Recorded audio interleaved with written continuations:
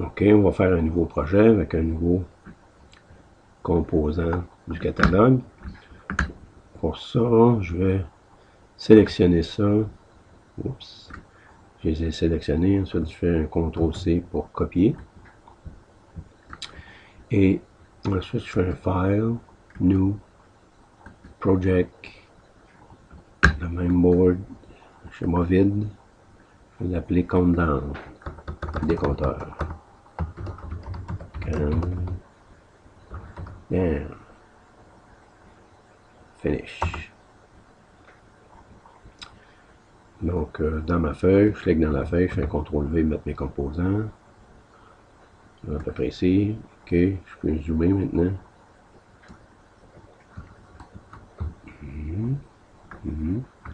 Voilà. Je vais rajouter un composant numérique dans les utilités. Donc, on a un Basic Counter qu'on pourrait essayer. Un comparateur. Donc, Down Counter. Ici, 7 bits Down Counter. Voilà. On va mettre ça ici. Donc, je vais connecter l'horloge. Je vais juste déplacer ça. W. Comme ça. Comme ça. La fréquence, je vais le mettre pas trop vite. Je vais mettre ça en Hertz. OK. On va se mettre un témoin lumineux à la fin du compte. Donc, pin. Je suis à l'output. Voilà. Donc, le type d'output, on double-clique dessus. Donc, ça, on va l'appeler TC pour Timer Complete. Strong Drive. C'est bon. Donc là, il y a 7 bascules à l'intérieur. Donc de 0 à 6. On les regardera le fonctionnement à l'intérieur tout à l'heure. Pour l'instant, on va juste voir le fonctionnement de ça. Donc ce composant-là, si on double-clique dessus et qu'on va voir le datasheet, on a différentes informations. Donc, description générale, quand l'utiliser, description des entrées et des sorties, les paramètres, et puis on a l'API. Donc, l'API, c'est l'interface de programmation. Donc, les composants qui ont un underscore start de même, ça veut dire qu'il faut les démarrer dans le main. Sinon, ils ne fonctionnent pas. Donc, déjà, c'est ça. Si je reviens ici, donc, ici, 127, ça veut dire qu'il partirait de 127, puis il décompterait jusqu'à 0. Donc, 127 secondes, c'est un peu trop. Donc, je vais mettre 3 au début pour le tester. On fait OK. On peut le rebaptiser aussi. Donc, je vais l'appeler décompte.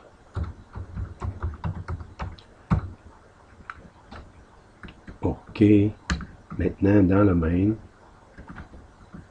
ici, c'est à l'endroit qu'il faut mettre les start pour des modules. Donc, je mets des comptes underscore oups, S T A R T. Donc, c'est le nom du module qu'on a donné, peu importe le nom. Ensuite de ça, c'est underscore start, point virgule, qui permet de démarrer le module. Donc, si on fait un build,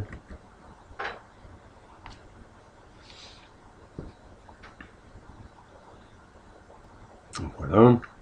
Maintenant, si je viens dans le bootloader, je vais aller chercher le fichier, la boot 1.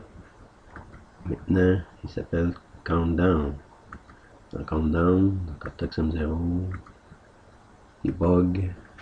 Voilà. Il faut bien sûr mettre la puce en mode programmation. Donc, désalimenter. Le bouton poussoir, presser dessus. Réalimenter. Choisir le port, la bonne vitesse. On envoie ça dedans. Voilà. Ce qu'on n'a pas fait, c'est déterminer les broches. Donc, ici, on a que la LED, c'est P0. Timer Complete sur P1. Donc ça, par défaut, c'est lui qui l'a fait, c'est en bleu pâle. Donc si on décide de mettre le timer complete sur la LED du board, c'est ici.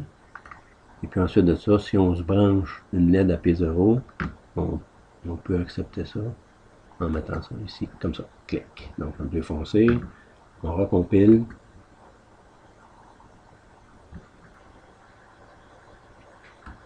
OK, j'ai remis la puce en mode programmation. Je vais utiliser le même fichier. Voilà. On lance ça dedans.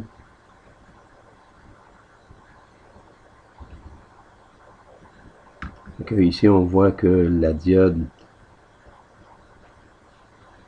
de l'horloge clignote et qu'au bout d'un certain nombre de coups, le timer complete